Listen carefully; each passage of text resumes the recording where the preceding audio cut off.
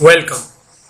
Welcome to Al Khalik Academy e-learning program. Shah Abdul Latif. हमने इस chapter को आपके लिए 9 मेजर पोर्शंस में डिवाइड कर दिया है, जिसकी हेल्प से हमें चैप्टर को डिस्कस करना इजी होगा। उसके बाद हम एंड में एक्सरसाइज को भी डिस्कस करेंगे। तो जो पहला टॉपिक हम डिस्कस करेंगे वो है profits and the saintly man. Second topic is saintly man in each of country. Third is the great Saint Shah Abdul Latif Bhittai. Fourth is when his father died. Fifth, Shah Latif the musician. Sixth topic is Shah Abdul Latif's death. Seventh topic is the King Ghulam Shah Kaloro. Eighth topic is Latif's Urs. And ninth is Latif's message. Then हम उसके बाद exercise को भी discuss करेंगे, जो कि हम इस चैप्टर में के एंड में गिवन है। सबसे पहले हम डिस्कस करते हैं profits and the saintly man. इस्लाम अमन का मजहब है, जैसे कि हम सब जानते हैं, और अल्लाह रब्बुल इज्जत ने इस दुनिया में 1,24,000 पैगंबर को सिर्फ और सिर्फ इंसानों की रहनुमाई और उनकी मदद के लिए भेजा। खुदा ने हजूर अकरम सल्लल्लाहु अलैहि वसल्लम को इंसान के लिए रहमत बनाकर भेजा। इन्होंने अपनी मेहरबान तबीयत और शाइस्ता तरीकों से लोगों के दिल जीत लिए। इनके बहुत से पैरोकारों ने हर जमाने में पूरी दुनिया में इनकी मोअज़्ज़ज़ मिसाल की पैरवी की। इन सूफी लोगों की कोशिशों से इस्लाम दूर दराज तक फैल गया। ये नेक लोग गैर मुस्लिमों को इस्लाम के दायरे में लाने में बहुत कामयाब हुए। Saintly man in each part of country, यानी कि सूफी लोग हमारे मुल्क के हर हिस्से में।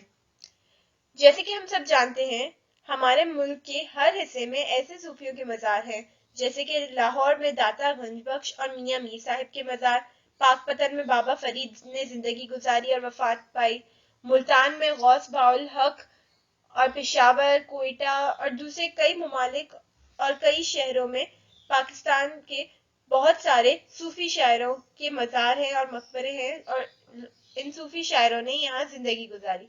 सिंध में दो अजीम सूफियों के मज़ार हैं, शाह अब्दुल लतीफ और कलंदर लाल Shahbaz. The great Saint Shah Abdul Latif Bhittai. अजीम सूफी शायर शाह अब्दुल लतीफ भिटाई। अजीम सूफी शाह अब्दुल लतीफ, जिनको इनके मोतकदीन प्यार से लाल लतीफ कहते हैं, 1102 हिजरी में एक छोटे से गांव हाला हवेली में पैदा हुए। इस वक्त नेक मुगल हुक्मरान औरंगजेब मुल्क पर हुकूमत करता था। शाह अब्दुल लतीफ के आबा अजदाद ने तैमूरलैंड के जमाने में सिंध हिजरत की थी। वो हिजरत से आए थे। सिंध इस वक्त मुस्लिम सकाफत का मरकज था, और शाह अब्दुल लतीफ के आबा अजदाद ने इसे इतना पसंद किया कि इसे अपना घर बनाने का फैसला कर लिया। मगर कोई भी इनका नाम ना जानता, ना इनको याद करता, अगर कई सदियों बाद की इनकी औलादों में से सैयद हबीब शाह के यहाँ एक बेटे की विलादत ना हुई होती, जो बड़ा होकर सूफी लाल लतीफ हुआ। शाह अब्दुल लतीफ बड़े हसास जहन के मालिक थे। जल्द ही इनका दिल खुदा की मोहब्बत से भर गया और फितरत की खूबसूरती ने इनके एहसासात को बड़े जबरदस्त तरीके से उभारा। अभी वो लड़के ही थे कि इन्होंने शायरी करना शुरू कर दी। वो इल्म हासिल करने के भी बहुत शौकीन थे, और वो बड़े होकर अरबी और फारसी के आलिम बने। जब वो 20 साल के थे तो इन्होंने एक मुअज़्ज़िज़ और नेक खातून से शादी कर ली। वो अपनी बीवी के साथ बहुत रहमदिली के साथ रहे और बहुत सालों तक घर पर रहे। ताहम इनका दिल मजहब और रियाजत तो इबादत की जर्द राग़िब होता गया, और एक आम घरेलू जिंदगी गुजारने में इन्हें बेचैनी महसूस होने लगी। When his father died, यानी कि जब उनके वालिद का इंतकाल हुआ। अब इस पैराग्राफ में जो बताया जा रहा है वो ये है कि उनके वालिद के इंतकाल के बाद हजरत शाह अब्दुल लतीफ भिटाई का क्या रद्द-ए-अमल था, या उनका क्या रवैया था अपने साथ या अपने घर वालों के साथ। जब उनके वालिद का इंतकाल हो गया तो शाह अब्दुल लतीफ ने घर छोड़ दिया और अपने गांव से कुछ फासले पर वाक़ई एक टीले पर जाकर रहने लगे। सिंधी में मिट्टी के टीले को भिट कहते हैं। इसी हकीकत की वजह से कि इन्होंने अपनी बकाया जिंदगी इस टीले पर गुजारी, शाह लतीफ भिट वाले सूफी कहलाने लगे। आज भी वो पूरे मुल्क में شاہ عبداللطیف بھٹائی یا بھٹ والے شاہ عبداللطیف کے نام سے مشہور ہے۔ شاہ عبداللطیف میوزک۔ سب سے پہلے میں آپ کو تھوڑا سا پریویو دینا چاہوں گی کہ حضرت شاہ عبداللطیف کا میوزک سٹارٹ کہاں سے ہوا۔ تو حضرت شاہ عبداللطیف جہاں بھٹ پر رہنے گئے تھے، وہاں پر جیسے جیسے دن گزرتے گئے، خدا کے لیے لطیف کی محبت بڑھتی گئی، یہاں تک کہ انہیں صرف عبادت اور ریاضت میں خوشی ملتی تھی۔ وہ اپنا زیادہ تر وقت عبادت اور ریاضت میں ہی گزارتے تھے۔ عبادت کرنے سے ان کی روحانی طاقت بڑھ گئی اور اتنی زیادہ کہ لوگوں کی ان کی طرف کشش ہونے لگی۔ جو کوئی بھی ان کے پاس آتا ان کے شریفانہ اطوار سے بہت زیادہ متاثر ہوتا اور ان کے پیروکار دنوں دن بڑھتے گئے۔ اس بھٹ کے قریب جہاں لال لطیف آ کر رہنے لگے تھے، ایک قدرتی جھیل ہے۔ ان کی شاعرانہ طبیعت پرسکون ماحول کو پسند کرتی تھی۔ وہ اپنا زیادہ تر وقت اس جھیل کے کنارے بیٹھ کر گزارتے۔ جب وہ وہاں بیٹھتے تو اللہ تعالیٰ کی عبادت کرتے تھے اور اس کی حمد و ثنا میں اشعار کہتے تھے۔ شاہ عبداللطیف بھٹائی نہ صرف ایک صوفی شاعر تھے بلکہ ایک موسیقار بھی تھے۔ ان کی موسیقی میں بہت سکون ملتا تھا۔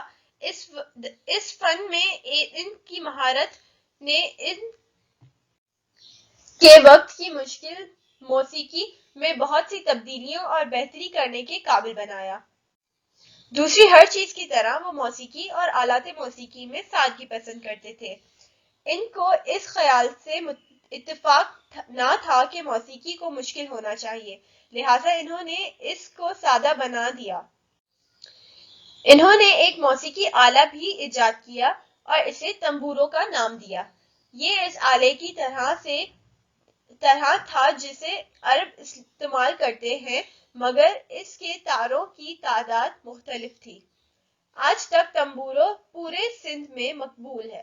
بڑے اور چھوٹے سب اسے بجاتے ہیں اور اس کی سادہ اور مسحور کن موسیقی پر لطیف کے گانے کو گاتے ہیں۔ شاہ عبداللطیف ڈیتھ یعنی کہ حضرت شاہ عبداللطیف کی وفات کب ہوئی، کیسے ہوئی اور کہاں ہوئی۔ لال لطیف 1165 عیسوی میں اسی ٹیلے پر وفات پا گئے جہاں وہ رہتے تھے۔ وہ وہیں مدفون ہوئے۔ ان کے معتقدین نے ان کی شاعری کو جمع کیا اور اس کو شاہ جو رسالوں کا نام دیا۔ وہ عوامی شاعر تھے، لہٰذا انہوں نے عام آدمی کی زبان میں شاعری کی۔ ان کی نظموں کا مجموعہ اتنا گرا نقد رہے کہ اس کا ترجمہ بہت سی زبانوں میں ہو چکا ہے۔ شاہ کی شاعری کی ایک بڑی خصوصیت اس کی سادگی کے علاوہ اس کی متاثر کن موسیقی ہے۔ جب آپ اسے سنتے ہیں، چاہے آپ کی شاعری کو ایک لفظ آپ کو سمجھ نہ آئے، مگر آپ ان کی موسیقی یا ان کی میلوڈی سے متاثر ہو جائیں گے۔ دا کنگ غلام شاہ کلوڑ، بادشاہ غلام شاہ کلوڑ۔ اب یہ کون تھے؟ یہ سندھ کے ایک مشہور بادشاہ تھے جو کہ ان کے اتنے معتقدین تھے کہ حضرت لال شہباز کے گزرنے کے بعد انہی کی قبر پر مقبرہ قائم کروایا۔ لطیف عرس یعنی کہ لطیف کا عرس۔ لطیف کا عرس ہر سال 14 صفر جو اسلامی تقویم کا دوسرا مہینہ ہے، ان کے مزار پر منایا جاتا ہے۔ وہاں ہزاروں لوگ جمع ہوتے ہیں اور تنبورے پر شاہ کے گانے کو سنتے ہیں اور فاتحہ پڑھتے ہیں۔ بہت سے عالم لوگ مقالے پڑھتے ہیں اور شاہ کی زندگی اور ان کی شاعری کے بارے میں بتاتے ہیں۔ حال ہی میں وہاں ایک لائبریری، ایک ریسٹورانٹ ہاؤس اور ایک عجائب خانہ تعمیر کیے گئے ہیں۔ خود مقبرے کی بھی دوبارہ تعمیر کی گئی ہے اور اسے مین روڈ سے جوڑ دیا گیا ہے۔ اس کا خوبصورت سفید گنبد، جو کہ لطیف کی پاکیزگی اور عظمت کی نمائندگی کرتا ہے، کئی کلومیٹر دور سے دیکھا جا سکتا ہے۔ لطیف میسج یعنی کہ لطیف کا پیغام انسانوں کے لیے یا تمام انسانیت کے لیے یا ان کے ماننے والے، ان کے ڈیووٹیز کے لیے کیا ہے؟ لطیف کا پیغام محبت کا پیغام ہے۔ وہ انسانی مساوات اور بھائی چارے پر اور نیک کام کر کے خدا کی خوشنودی حاصل کرنے پر یقین رکھتے تھے۔ ان کے نزدیک یہی زندگی کا مقصد تھا۔